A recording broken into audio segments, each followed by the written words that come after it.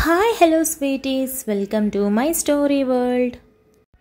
మైరా బలంగా ఊపిరి పీల్చుకుంటూ వెళ్ళి అతని ముందు నిలబడి సూటిగా అతని కళ్ళల్లోకి చూస్తూ నువ్వే కదా రాత్రి నన్ను ఇరిటేట్ చేసింది అని మైరా అడిగింది. Who the hell are you అని అతను సూటిగా ప్రశ్నించడంతో మైరా నోరు తెరిచి నన్నే హెల్ అంటావా, హౌ డేర్ యూ అని అనేంతలో వచ్చేసారా సార్, కాస్త లేట్ అయినట్టుంది అంటూ చైర్మన్ రావడంతో ఆశ్చర్యంగా ఇద్దరి వైపు చూసింది. అప్పటి వరకు మొహంలో సీరియస్నెస్ పెట్టుకున్న అతను అందంగా నవ్వేస్తూ మీటింగ్లో కాస్త లేట్ అయింది అని చాలా ప్లెజెంట్గా చెప్పాడు. అబ్బబ్బా ఏం వేరియేషన్ అని మైరా అనుకుని తెలియకుండానే ఎవరు అని అనింది. You don't know who he is? Sanjay Raj Kumar, investor, చాలా కంపెనీస్లో మెయిన్ హెడ్ ఇతనే. By the way me daddy కంపెనీలో కూడా మెయిన్ పిల్లర్ అని చైర్మన్ చెప్పడంతో మైరా తల తిప్పి అతని వైపు చూసింది. సంజయ్ సార్ వీరేంద్ర వర్మ గారి చిన్న కూతురు అని చెప్పడంతో సంజయ్ కింద నుండి పై వరకు చూసి ఓకే అని పదండి వెళ్దాం అని చైర్మన్తో కలిసి వెళ్ళిపోయాడు. మైరా నడుం మీద చేతులు పెట్టుకుని సంజయ్నా, వీడి పేరు నేను ఎప్పుడూ వినలేదే, అన్నయ్య నోటి వెంట, డాడీ నోటి వెంట, ముఖ్యంగా రిషిగాడి నోటి వెంట కూడా వినలేదు అని అనుకుని వెళ్తున్న సంజయ్ని తల తిప్పి చూసింది. సంజయ్ కూడా వెనక్కి తిరిగి చూడటంతో టక్కున తల తిప్పుకొని అక్కడి నుండి వెళ్ళిపోయింది. ఏమైంది అలా సడన్గా పారిపోయావు అని పవిత్ర అడిగింది. నిన్న నైట్ ఆ వెధవల్ని కొట్టిన ఒక పెద్ద డకోటగాడున్నాడు కదా, ఇప్పుడు మన కాలేజ్లో కనిపించాడు అని మైరా చెప్పింది. ఎవరు? ఆ హీరోనా? అయినా ఏంటి నువ్వు పిచ్చి పిచ్చిగా తిడుతున్నావు?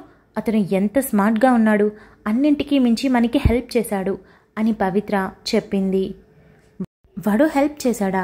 అసలు మనం పరిగెడుతున్నప్పుడు సాయం చేయాలనుకునేవాడు వెంటనే వాళ్ళకి అడ్డు రావాలి, చితక బాదాలి, అంతేకాని కోక్టీన్ తాగుతూ స్టైల్గా కార్ మీద కూర్చొని తన 6 ప్యాక్ బాడీ కనిపించేలా షర్ట్ బటన్స్ ముందు 2 విప్పేసి ఆ కోక్ తాగుతూ నాకు రేప్ సీన్ చూడాలని ఉందని చెప్పి అప్పుడు కొడతాడా అని మైరా అనింది. అరే నేను ఇక్కడ అక్కడే ఉన్నానే, కానీ ఇవన్నీ గమనించలేదు. నువ్వు మాత్రం అంత హడావిడిలో కూడా అతడు ఎన్ని బటన్స్ విప్పింది, ఏ టిన్ తాగింది, ఎలా కూర్చుంది కూడా చెప్తున్నావు అని పవిత్ర ఆశ్చర్యంగా అడిగింది. పిచ్చి పిచ్చిగా వాగకు, వాడు నాకు నచ్చలేదు అంతే అని మైరా అనింది. డాన్, నువ్వు ఒక విషయం మర్చిపోతున్నావు. మనం ఆ టైంలో చాలా భయంతో ఉన్నాం. మనకతను సాయం చేస్తే రేపటి రోజు కూడా మనం అలాగే మరొకరి సాయం కోసం ఎదురు చూస్తామని తెలివిగా హెల్ప్ చేయనట్టుగానే చేశాడు. కాస్త బుర్ర పెట్టి ఆలోచించవే అని పవిత్ర అనడంతో మైరా ఆలోచిస్తూ ఏమో నాకు అలాగే అనిపించింది, నేను అలానే అర్థం చేసుకున్నాను. అయినా ఈ క్యాండిడేట్ చాలా పెద్ద ఇన్వెస్టర్ అంట, పైగా డాడీ కంపెనీలో కూడా ఇన్వెస్ట్ చేస్తున్నాడంట. కానీ ఇంతవరకు నేను ఈ సంజయ్ అనే పేరు అస్సలు వినలేదు తెలుసా. ముఖ్యంగా రిషి కూడా చెప్పలేదు. రాత్రి కూడా నువ్వు చూసావు కదా, రిషి అస్సలు గుర్తుపట్టలేదు. ఇదెలా సాధ్యం అని మైరా పవిత్రతో అనింది. అదెలా సాధ్యమో సాయంత్రం ఇంటికి వెళ్ళాక రిషిని అడిగితే తెలుస్తుంది అని పవిత్ర అనింది. సరేలే పద క్లాస్కి పోదాం. మళ్ళీ మనం క్లాస్కి వెళ్ళట్లేదని డాడీకి కాల్ చేసి చెప్తాడు ఆ తింగరి మాలోకం హెచ్ఓడి అని మైరా వెళ్ళడంతో వెనకే పవిత్ర కూడా బయలుదేరింది. సాయంత్రం ఎప్పటిలా రిషి కాలేజ్ వదిలే టైంకి కార్ తీసుకొని కాలేజ్కి చేరుకోవడంతో అందరూ కలిసి ముందు పవిత్రాని ఇంటి దగ్గర డ్రాప్ చేసి ఇంటికి వెళ్లారు. ముగ్గురిని చూడగానే నీలవేణి జ్యూస్ తీసుకొచ్చి ఇస్తూ డాన్ ఏంట్రా నీరసంగా ఉన్నావు అని అడిగింది. ఆంటీ ఇలారా కూర్చో అని నీలవేణి చేయిపట్టి లాగి కూర్చోబెట్టి తన ఒడిలో తలపెట్టి పడుకొని నాకు చాలా తలనొప్పిగా ఉంది, నీ చేతులతో పడితే కానీ ఆ నొప్పి తగ్గదు అని మైరా అనడంతో అయ్యో బంగారు తల్లి, ఎందుకురా అంతగా ఏం ఆలోచించావు, మధ్యాహ్నం తినలేదా అంటూ నీలవేణి తన చేతులతో మైరా తలని మెల్లగా మర్దన చేయడం మొదలుపెట్టింది. అదేం లేదా ఆంటీ, కాస్త అతిగా ఆలోచించాను అని అనగానే సంజయ్ గుర్తు రావడంతో టక్కున లేచి కూర్చొని ఒక్క నిమిషం ఆంటీ అని రిషి వైపు తిరిగి రిషి మన కంపెనీ ఇన్వెస్టర్స్ అందరూ నీకు తెలుసా అని అడిగింది. అందరూ కాదు కొందరు తెలుసు, నేను వెళ్తుంది కూడా ఒక 1 ఇయర్గానే కదా, అది కూడా మనోజ్తో ఉండే వర్క్ నేర్చుకుంటున్నాను. ఏమైంది ఇప్పుడు అని రిషి అడిగాడు. అది రాత్రి ఫైట్ చేశాడు చూడు, వాడి పేరు సంజయ్, మన కంపెనీ ఇన్వెస్టర్ అంట, మన కాలేజ్ చైర్మన్ పరిచయం చేశాడు. నేనైతే షాక్ అయిపోయాను తెలుసా అని మైరా అనింది. అవునా, ఇదైతే ఆశ్చర్యపోయే విషయమే. అలా అయితే ఈసారి కనిపించినప్పుడు అతనికి మంచిగా థ్యాంక్స్ చెప్పాలి, మనల్ని కాపాడాడు కదా అని మాధురి అనింది. అబ్బా నువ్వు ఉండక్క అని రిషి వైపు తిరిగి, నీకు తెలియదా అని ప్రశ్నార్థకంగా చూస్తూ అడిగింది. లేదు డాన్, అప్పుడప్పుడు మనోజ్ చెప్తూ ఉంటాడు మన కంపెనీకి మేజర్గా ఇన్వెస్ట్ చేసేది రాజ్ కుమార్ అనే ఒక బిజినెస్ మ్యాన్ అని. అతను మనకన్నా కాస్త టాప్ రేంజ్లో ఉన్నాడని. అయినా కూడా అన్ని కంపెనీస్ని ఎంకరేజ్ చేస్తూ ఇన్వెస్ట్ చేస్తూ ఉంటాడు అని తెలిసింది అని రిషి చెప్పాడు. మైరా ఆలోచిస్తూ, హా నాకు అర్థమైంది, రాజ్ కుమార్ అదే కదా పేరు, బహుశా వాళ్ళ డాడీ అనుకుంటా. ఈరోజు చైర్మన్ సార్ పరిచయం చేసినప్పుడు సంజయ్ రాజ్ కుమార్ అని చెప్పాడు. సో ఇతనేనా మన కంపెనీకి మెయిన్ ఇన్వెస్టర్? బతికిపోయాడు, లేదంటే ఈసారి కనిపించినప్పుడు కడుపులో గుద్దేదాన్ని అని మైరా చెప్పింది. అబ్బా డాన్, నువ్వు అర్థం చేసుకోవాల్సిన వాళ్ళని అపార్థం చేసుకుంటావు, అపార్థం చేసుకోవాల్సిన వాళ్ళని అర్థం చేసుకుంటావు. కాస్త తెలివిగా ఉండవే అని మాధురి మైరా తల మీద ఒక్కటేస్తూ చెప్పింది. అబ్బా అక్క, నేనేం చేయను, నా మైండ్ మనసు ఏది చెప్తే అదే కదా చేస్తున్నాను.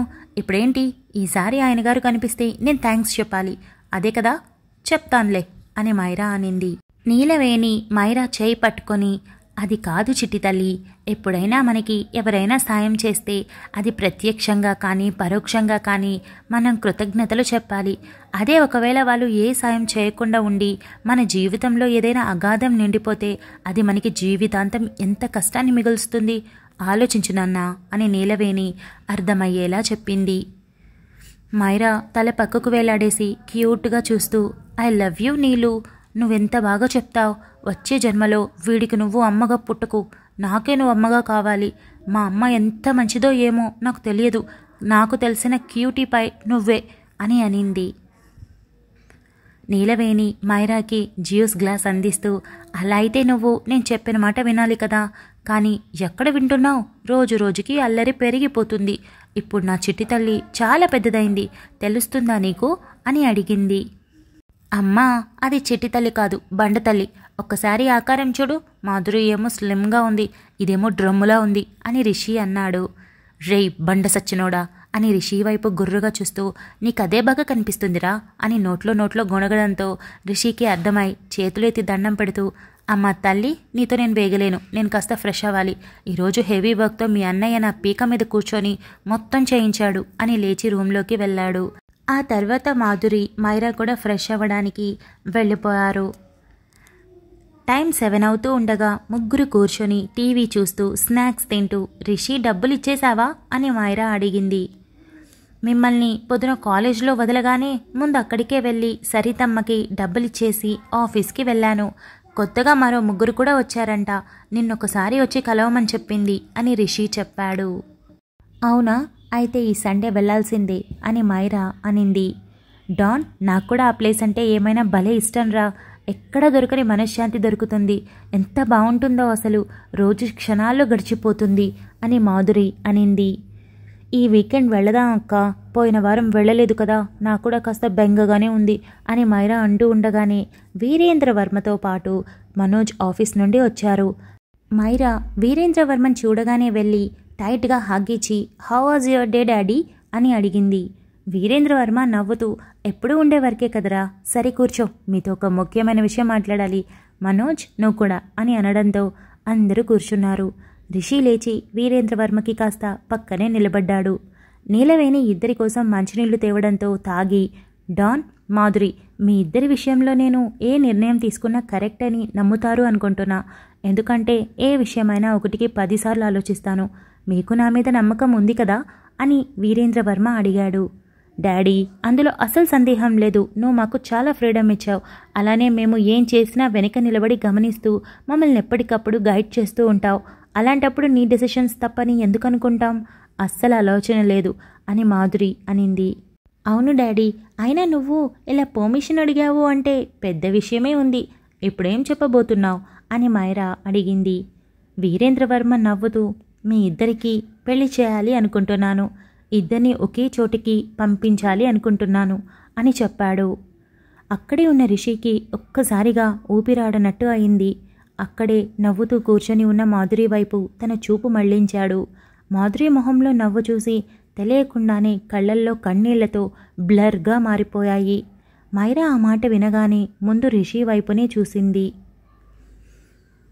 డాడీ, అది కూడా నీ ఇష్టమే, కాకపోతే మా స్టడీస్ అని మాధురి అనడంతో రిషి అక్కడ ఉండకుండా వెళ్ళిపోయాడు. మైరాకి రిషి బాధ అర్థమైనా అక్కడి నుండి కదలలేని పరిస్థితి కావడంతో మౌనంగా కూర్చుంది. స్టడీస్ పెళ్లి తర్వాత కూడా కంటిన్యూ చేయొచ్చు. ప్రకాష్ రావు మీ ఇన్స్టిట్యూట్స్ చైర్మన్. అతనికి 2 కొడుకులున్నారు. పెద్దబ్బాయి పేరు వివేక్, చిన్నబ్బాయి పేరు వికాస్. వివేక్ తనే ఓన్గా ఒక స్టార్టప్ స్టార్ట్ చేసి ఇప్పుడు టాప్ 20లో వన్ ఆఫ్ ద బెస్ట్ కంపెనీగా దాన్ని ఎదిగేలా చేసి ఆ బాధ్యతల్ని నిర్వహిస్తున్నాడు.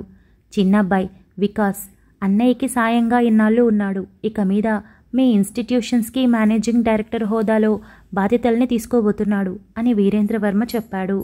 మైరాకి టక్కున పొద్దున తన దగ్గరికి వచ్చి ప్రపోజ్ చేసిన వికాస్ గుర్తురాగానే, అంటే పెళ్లి కుదురుతుందని ముందుగానే వచ్చి ప్రపోజ్ చేశాడా అని అనుకుంది. డాడీ, ఇప్పుడు ఇంత త్వరగా వీళ్ళిద్దరికీ ఎందుకని పెళ్ళి అని మనోజ్ అడిగాడు. Thank you so much for listening guys. Update నచ్చినట్టయితే లైక్ చేయండి, షేర్ చేయండి, కమెంట్ చేయండి, అలానే సబ్స్క్రైబ్ చేసుకోండి.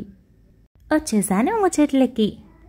డాన్ స్టోరీ మీకు బాగానే కనెక్ట్ అవుతుంది, మైరా కూడా బాగా కనెక్ట్ అవుతుంది అని అర్థమైంది.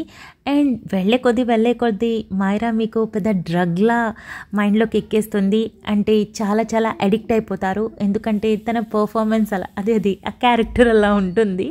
నేను అలా డిజైన్ చేశాను అనమాట. చాలా ఎమోషనల్గా మనకి కనెక్ట్ అయిపోతుంది. ఈవెన్ సంజు కూడా అంతే ఎమోషనల్గా కనెక్ట్ అవుతాడు. వాళ్ళిద్దరిలో ఎవరిది తప్పు అని మీరు అస్సలు తేల్చలేరు. ఎందుకు అనంటే ఇద్దరికి సపరేట్గా అంతగా అటాచ్మెంట్ వస్తుంది. సో ఇద్దరిని వేరుగానే చూస్తాం. కలిపి చూసినప్పుడు ఒక్కొక్కరి మీద కోపం వచ్చినా అయ్యో ఈ కోపంలో న్యాయం లేదు కదా అని మనకే ఫీలింగ్ వస్తుంది. అంటే ఎవరిని బ్లేమ్ చేయలేం. అలాంటి ఒక క్యారెక్టర్స్ అనమాట. ముందు మీకు ఇంకా బాగా నచ్చుతుంది. ఇకపోతే ఇవాల్టి అప్డేట్ ఎలా ఉంది? మైరా క్యారెక్టర్ మీకు మెల్లమెల్లగా ఎక్కుతుంది కదా. సో ఇక రేపటి అప్డేట్లో కానీ ఎల్లుండి అప్డేట్లో కానీ సంజయ్ మైరా కాన్వర్జేషన్ ఉంటుంది. సో దానికోసం ఈగర్గా వెయిట్ చేయండి. అంతవరకు keep smiling, stay healthy, by guys.